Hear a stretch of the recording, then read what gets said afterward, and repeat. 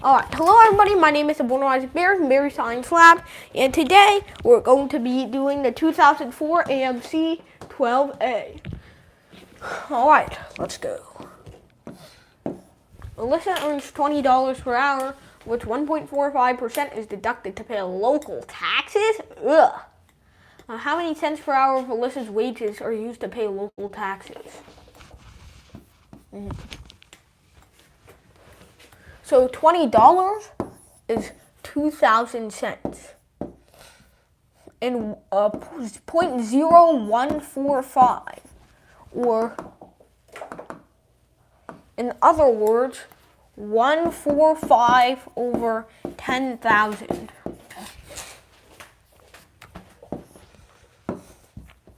So 2 times 145 over 10, which is 145 over 5 cents, which is, I guess, about 29.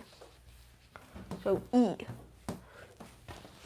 Wow, only paying your workers $19.71 per hour. What a scam, honestly.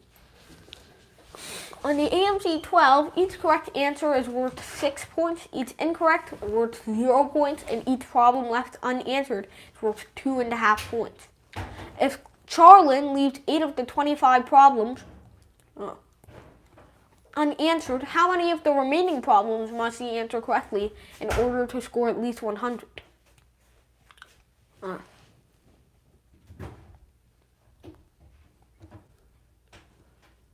That must have been a popcorn kernel from yesterday. So let's see.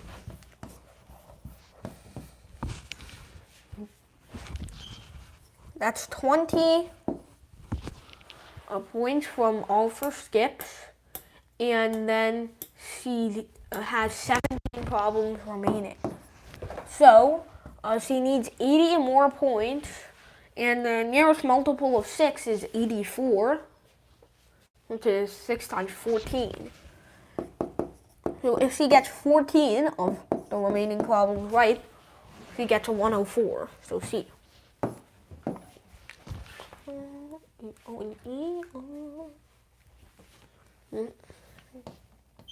How many unordered pairs of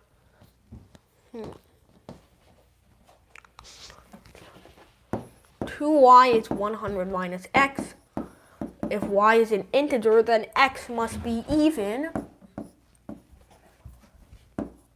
and x can't be 0. And that means x also cannot be 100. So it's 0 through 100 exclusive.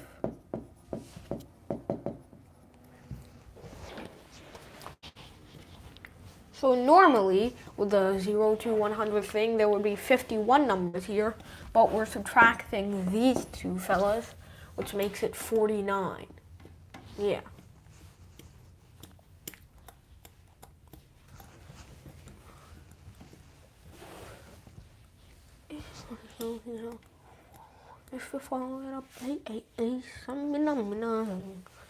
So, if there were 51 numbers here, or 49 numbers here, because we're crossing off 0 and 100, there should be 49 ordered pairs, so B. And 33 is like completely an unreasonable number. So let's see. Bertha, Big Bertha, has 6 daughters and no sons. Rest in peace. Some of her daughters have 6 daughters and the rest have none. Wow, these girls are jacking up. So, Bertha has a total of 30 daughters and granddaughters, and no great-granddaughters. How many of Bertha's daughters and granddaughters have no daughters? Holy. Daughters doesn't seem like a real word anymore, but Bertha has a total of 6 daughters, and some of her daughters have 6 daughters. So this is how many do have children. Well, all of her granddaughters have no children. Okay, 6 plus 6x is 30. So that means 6x is 24. So she has 4 daughters who have granddaughters, which means that she has 24 granddaughters, which all have no children. And then she has 2 daughters, which have no children. So, 26.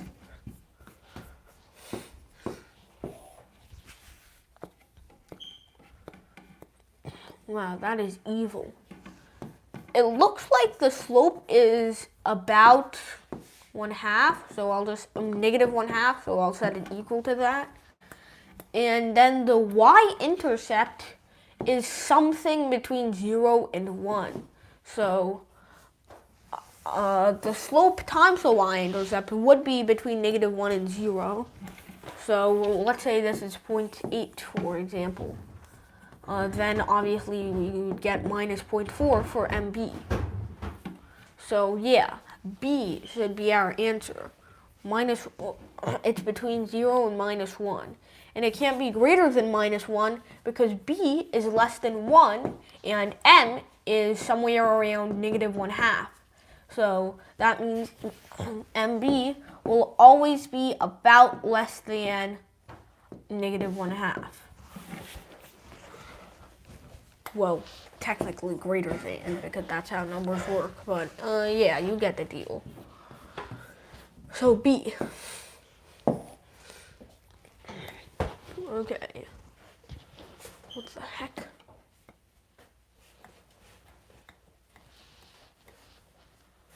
So I guess U minus V is just 2004 to the 2005.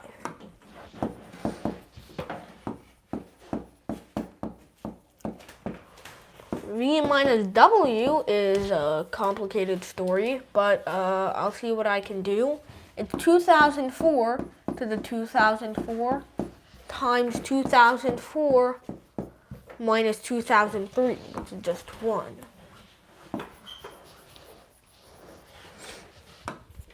So obviously that's smaller than this first one. Then W minus X is, well, 2001 times 2004 to the 2004.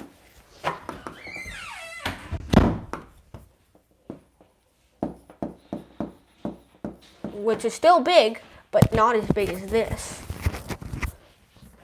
Then X minus Y is 2004 to the 2004, starting to seem like U minus V is the biggest one.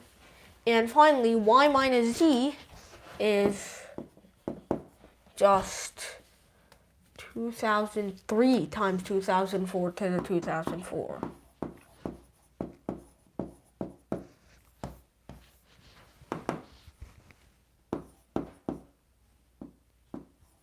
Wait, how would it be? Oh, 2003, sorry.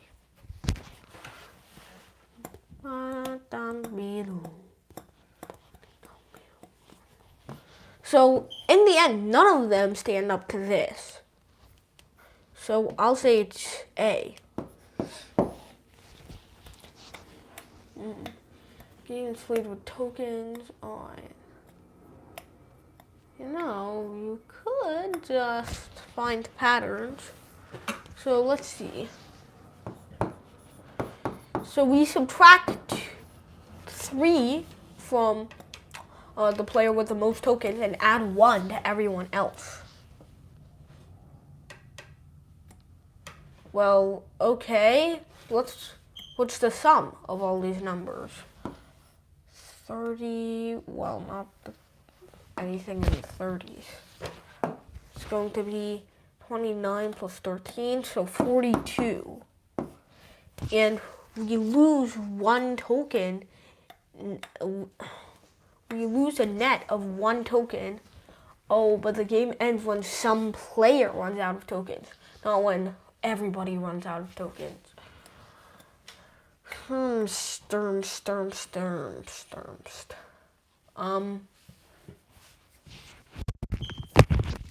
see.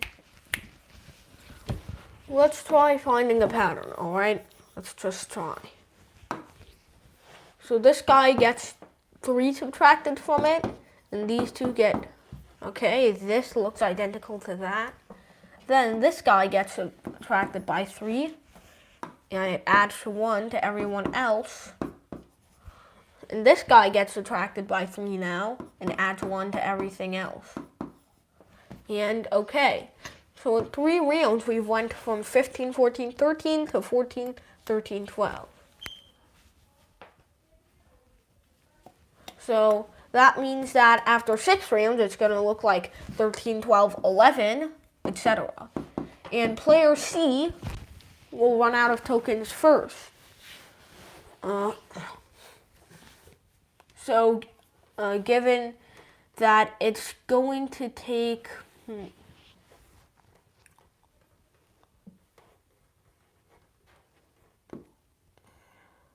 13 times 3 rounds, which is 39, to completely drain player C of all his or her tokens. Should have said them, but whatever. Saying him or his or her is way too lengthy. ADE and BDC.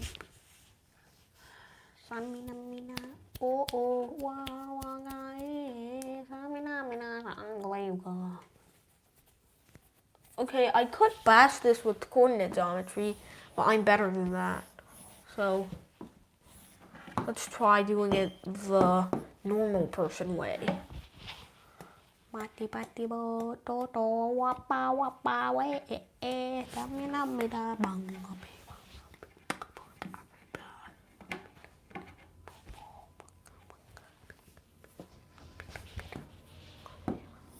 So let's look at this line. Wait, what is the difference between ADE and BDC?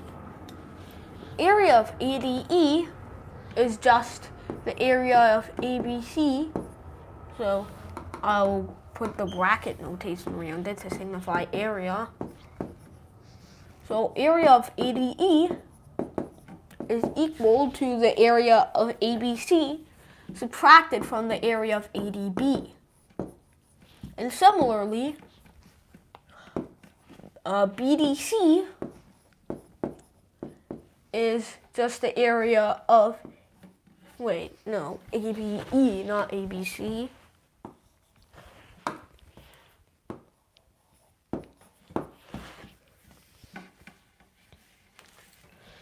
And this is just ABC minus ADB.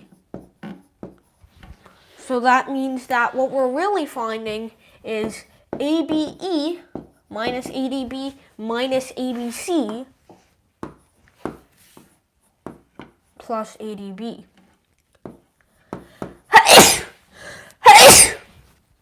So the A's cancel out, and we're really just finding this, which is really easy to do. 4 times 8 over 2 is just 16, and that's for ABE. And then 4 times 6 over 2 is 12, and that's for ABC. So the total difference is 4.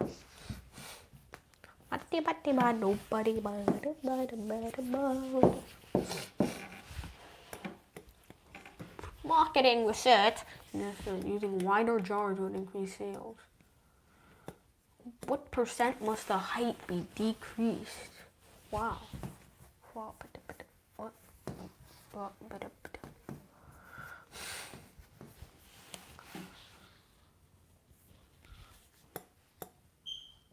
Alright, let's see.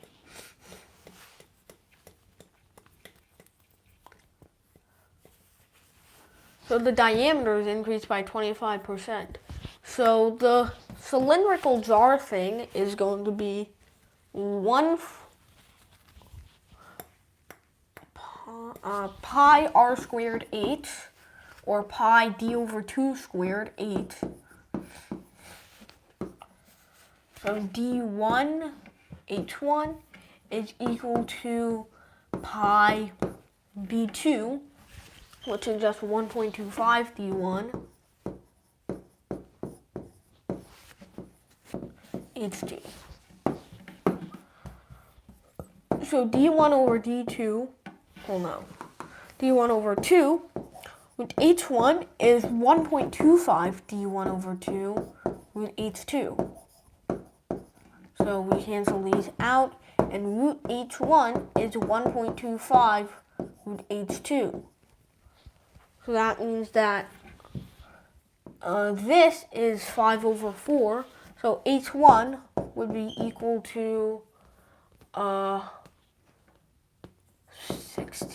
25 sixteenths of H2.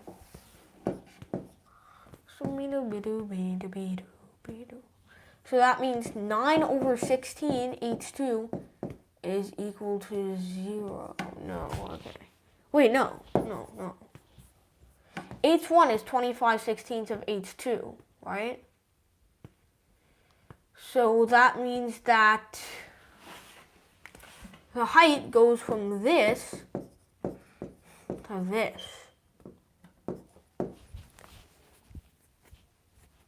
So that means 16 over 25 is how much it gets changed by. That's pretty big. What's an alternate method? Because 16 over 25 is a smidge bigger than 50%.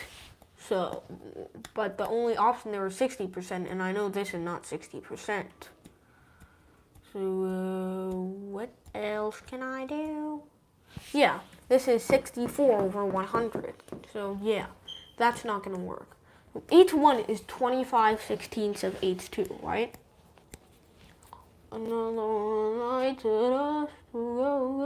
Wait, 9 over 25 is the change. You see? Because we're looking for 25 over 16 H2 times 1 minus X is equal to H2. And the X is what was the decrease that we're trying to find.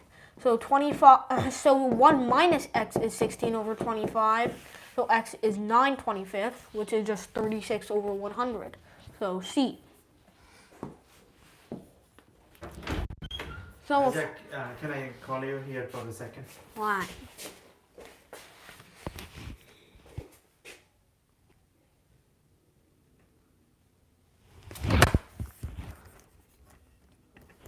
Thank you, baby.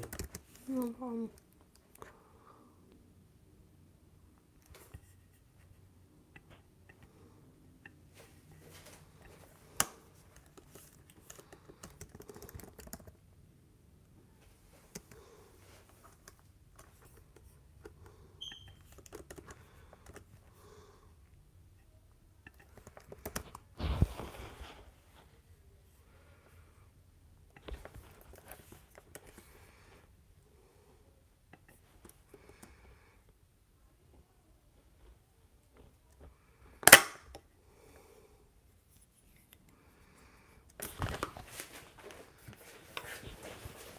Thank you, baby. No problem.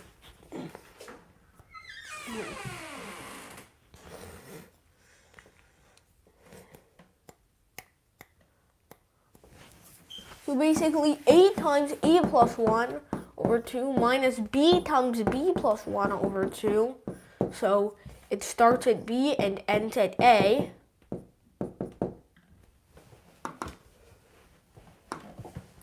So these are all our consecutive integers.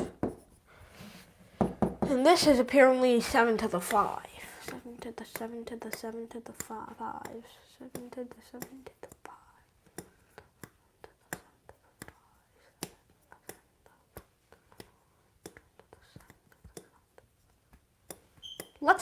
Instead of A, let's make it B plus N. So it has some sort of relation. So now we know this sequence has N terms, right? So B plus 1, B plus 2. Let's say N is 3. Well, okay, we don't want N to be odd, because that would make the total number of terms even. So here we have 49 consecutive integers. So N is 49, actually.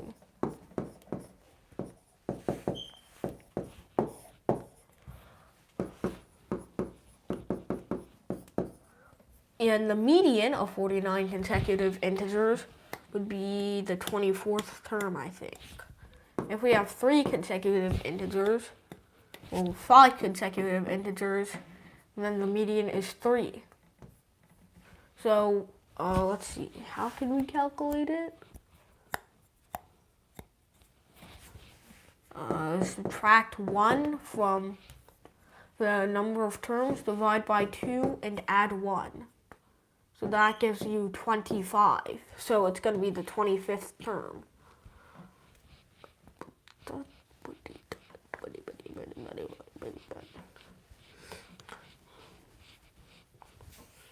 the 25th term out of 49 consecutive integers is going to be the one and only. So let's find what b is first. Then we can manage what b plus 24 is. Well, no, if we start at b plus 1, no, if we start with b, then b plus 1 is the real first term. So that means that if we have b plus 2 and so on, then the last term is going to be b plus 50. Well, no, b plus 49. So that means it'd be, oh, actually, yeah, I was right. Well, on all terms except the median, because the median will now be, well, the 25th term, and the 25th term will be b plus 25, which is what we really need to find. Alright, so let's see. Now, I'm sure we could accomplish a lot by distributing here. So I'll do that. So minus b times b plus 1 is 2 times 7 to the 5. So b squared plus 99b minus 2450 minus b squared minus b is 2 times 7 to the 5. So it's 98b minus 2450 is equal to 2 times 7 to the 5. Pretty sure these are both divisible by 7 squared to get 2b minus 50 is equal to 2 times 7 cubed. I don't know why I put the congruent sign there. So b minus 25 is 7 cubed. So b is 7 cubed plus 25. So that would mean b plus 25 is... I'll just pick the one that's closest, which is c. Whoop-dee-doo.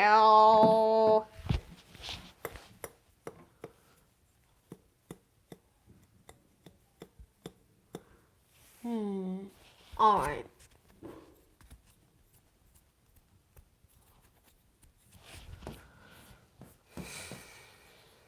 So p plus 5n plus 10d plus 25q over, well, I don't know how many she has in her purse, so we'll represent it with p plus n plus d plus q, is 20. And p plus 5n plus 10d plus 25q plus 25, if she had one more quarter, over p plus n plus d plus q plus 1, because there's one extra coin, is 21. So that means on this side we have 21 times p plus n plus d plus q plus 21, and p plus 5n plus 10d plus 25q plus 25. And then we also realize that this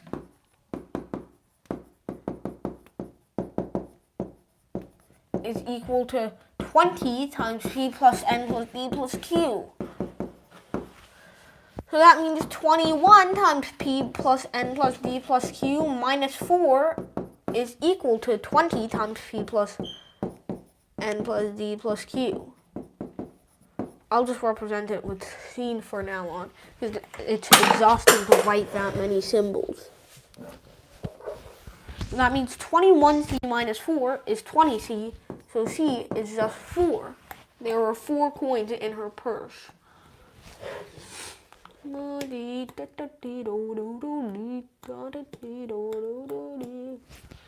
Now let's try solving these equations with that new knowledge. So given that, we now know that the sum of all her coins was previously 80 cents.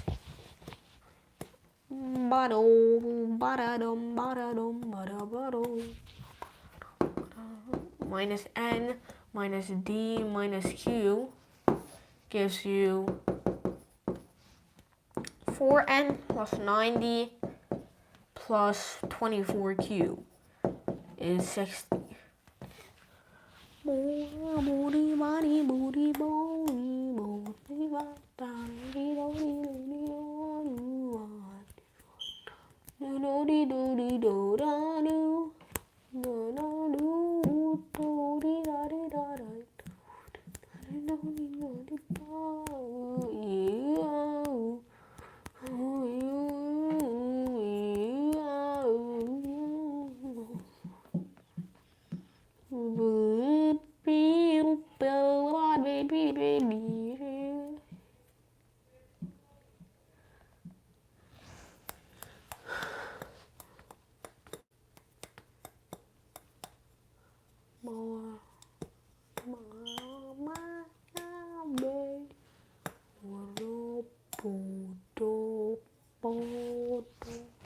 Alright, let's test out every scenario.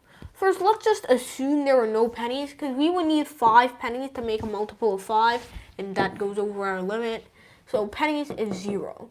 Now we have 5N plus 10D plus 25Q is 80. And obviously N plus D plus Q is 20. 20? No, 4. I don't know why I put 20 there.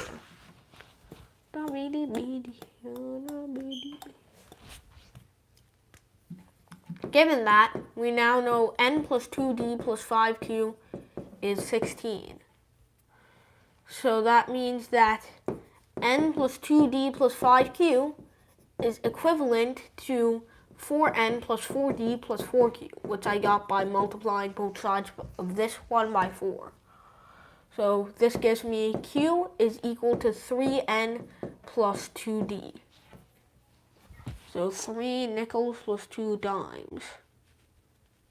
Now obviously the only way this could work is if we had, well,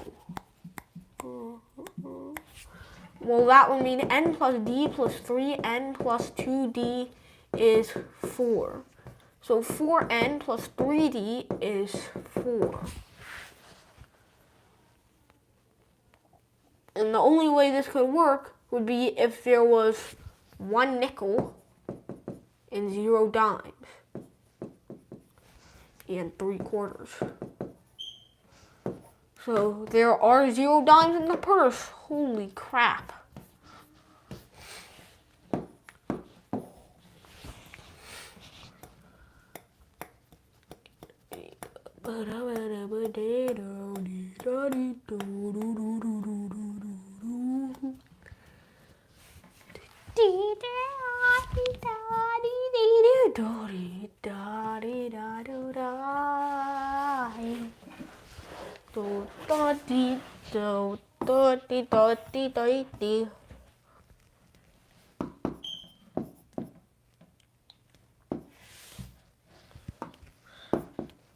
Wait, no, they're on the y-axis.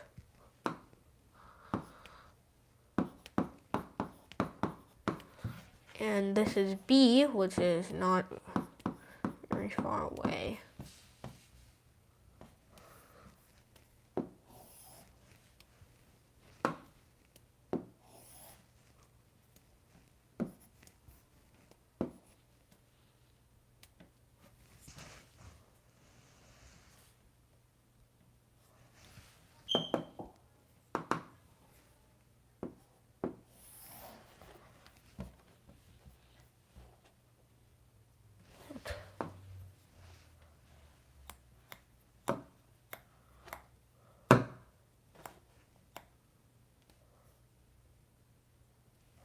Alright,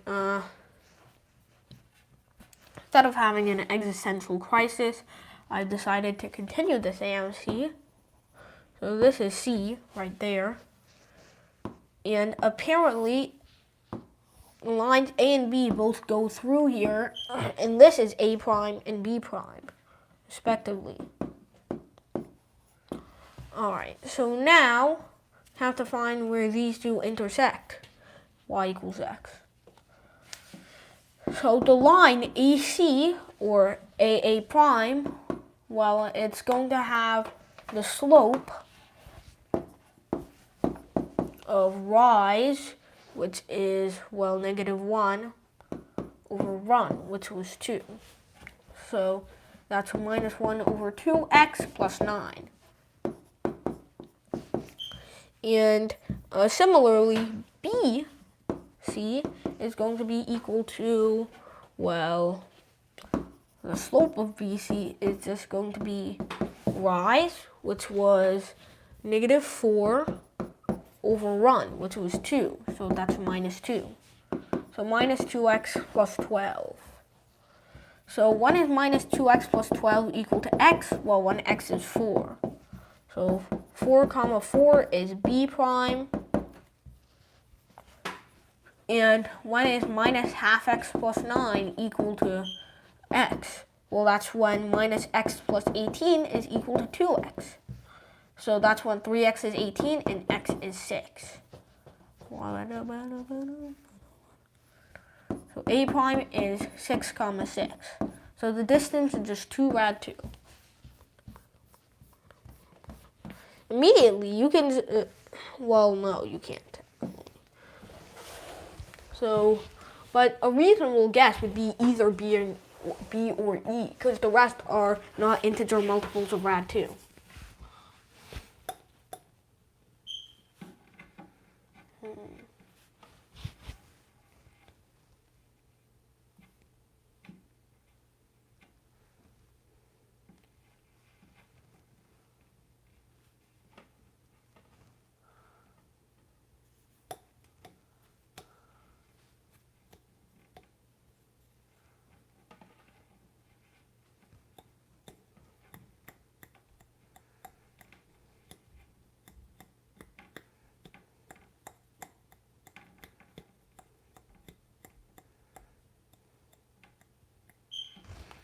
Sorry.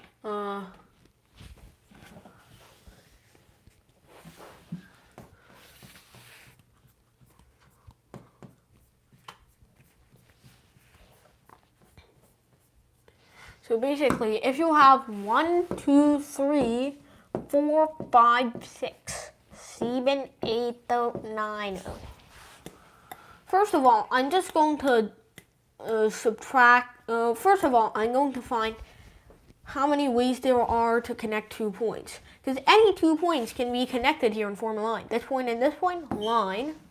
This point and that point, line. It didn't have any restrictions on what the slope could be. It could be anything.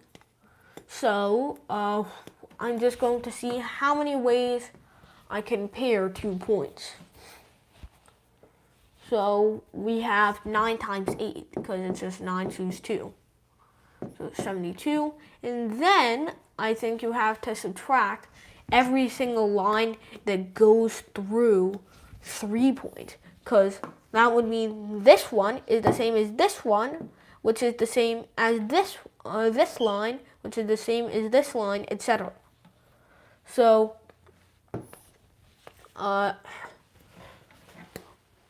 we have 1. It could go through this too.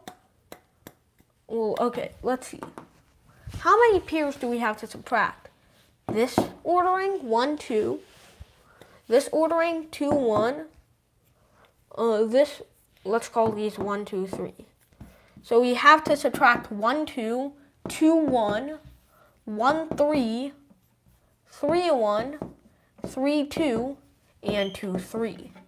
They all count as this one freaking line. And also, just a footnote, there are 2 ways to flip this line, so we'll just divide this by 36 immediately. So then, we, I guess, subtract it by some amount for every one of these fellows that happens.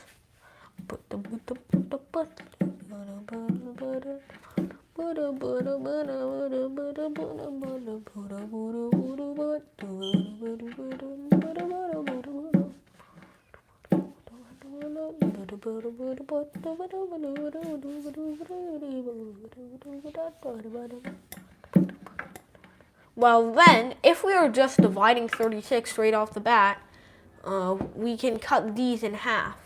Because now we just have 1, 2, 1, 3, and 2, 3, and we need to subtract 2 of them for every single pair we have.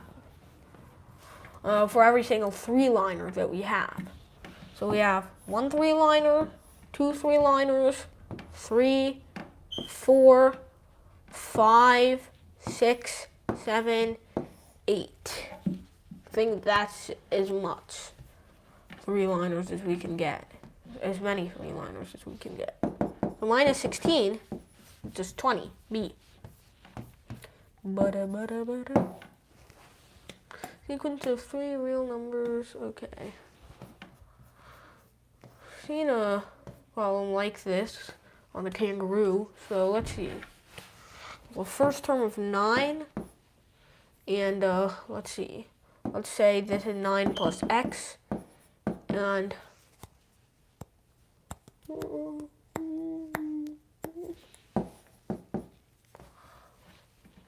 then if we have 11 plus x and 29 plus 2x, this is now a geometric regression.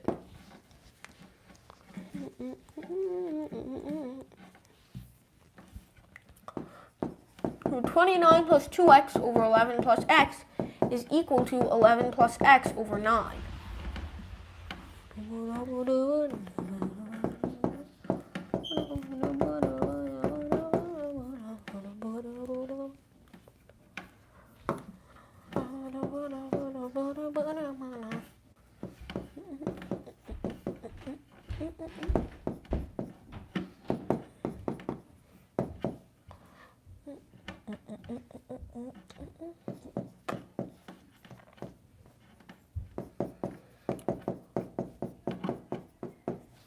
Alright, so let's see. Minus 4 plus minus the square root of 4 squared minus 4ac, so plus 560, so 576. The square root of that is 24. So minus 4 plus minus 24 over 2. So minus 2 plus minus 12. Which gets me either 10 or minus 14.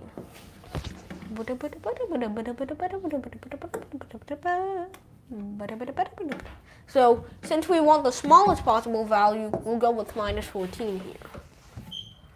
So then the third term of the arithmetic sequence would be 9 minus 28, which would be minus 17, I think.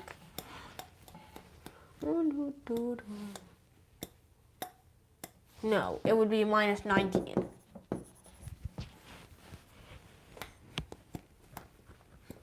So then we're adding 20 to this term to get 1, which is our smallest possible value.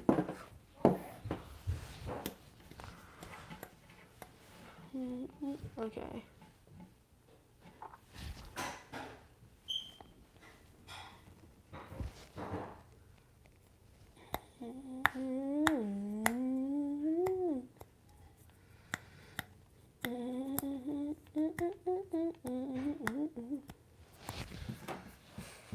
Okay, let's assume that the track is, it has to be greater than 250 meters.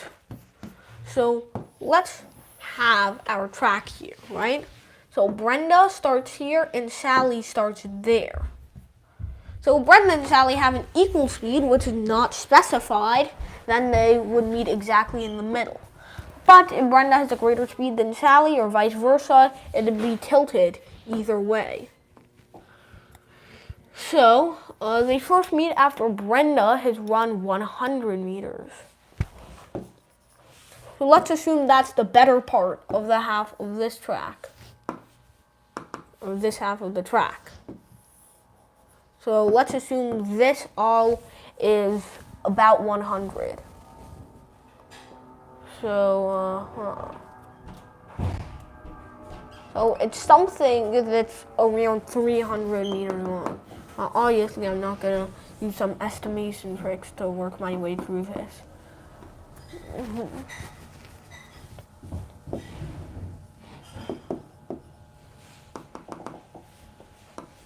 And x is gonna be the length of the track that we're solving for.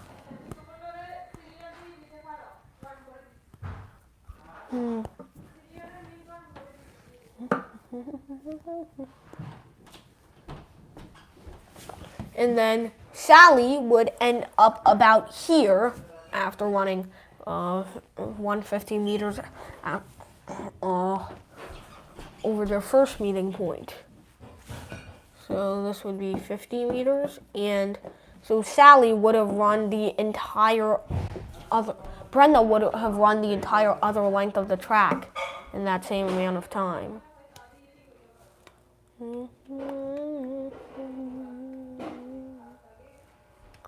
Alright, so what we're going to do here is we're going to say that, alright, they're going to split this in sort of ratio. Like, if Brenda has a speed VB and Sally has a speed VS, then x over 2 is going to be partitioned like this. So Brenda is going to have run x over 2 times VB, which is apparently 100. So that means VB is 200 over x. While Sally will have run x over 2 VS, which is apparently x over 2 minus 100, which means it's 1 minus 200 over x. Wow. How absolutely really magnificent.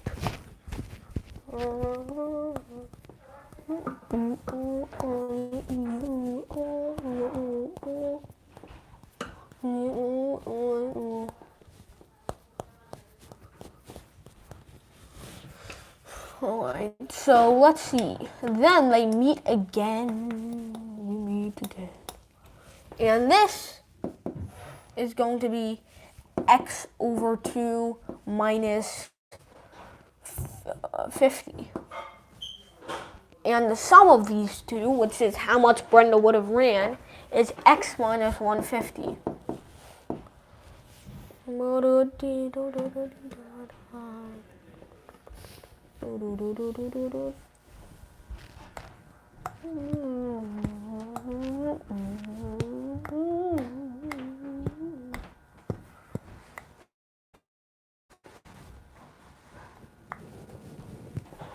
Wap-dee-doo. Ow. Oh, no, I've done that. Wap-dee-doo, wap-dee-doo, wap.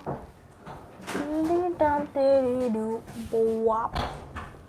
Swap, dee-doo, swap. Oh, okay.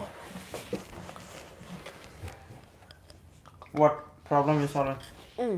15, okay.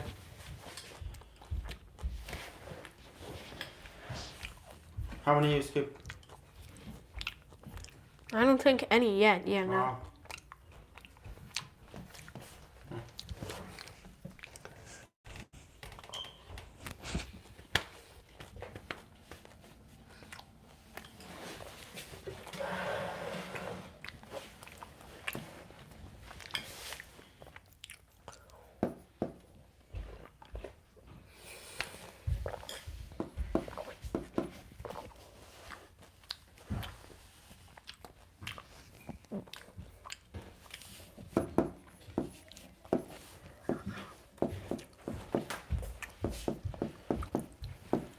Can you close the door?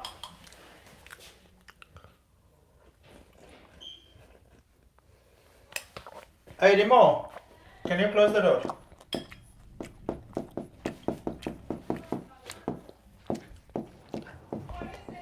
Close the door, please. Okay.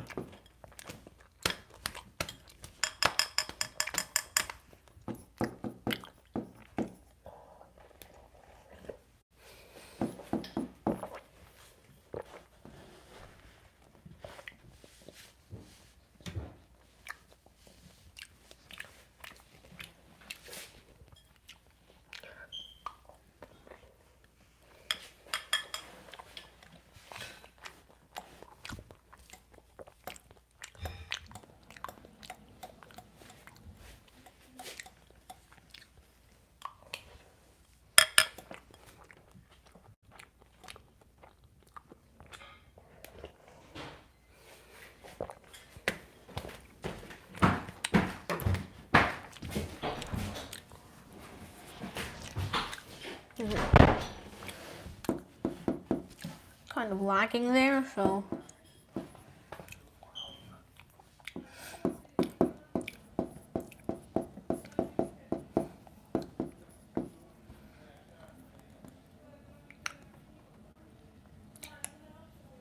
Wait, oh. So x squared minus 150x over 200 minus x plus 150 is 150. So x squared minus 150x over 200 minus x is 0. So x squared minus 150x minus 200x is 0. So that implies that x is either 0, which obviously it isn't, or 350, which is C. What the heck?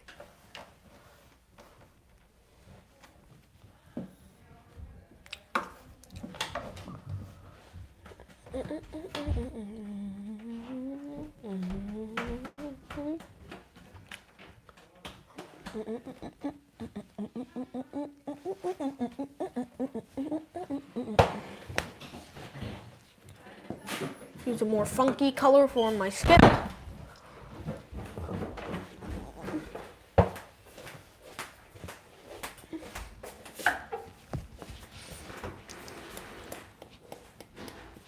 Oh, I love these function ones.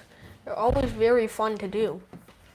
And that means f of 2 is just equal to 1 times f of 1. So f of 2 is also 1. And f of 4 is going to be 2 times f of 2. F of 4 is 2. I'm starting to lean towards 2 to the 99. Then f of 8 is 4 times f of 4,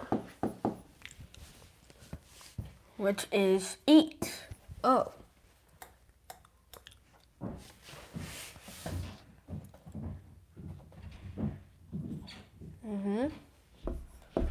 And Isaac, huh. that's it. You have to go to the class. Oh, what time is it? 9:55. Oh, okay. We'll turn to this AMC later. Thank you everybody for watching, and we'll see you in the next video. I like the sound you make when you drink water. Bye. Alright, go to NYU.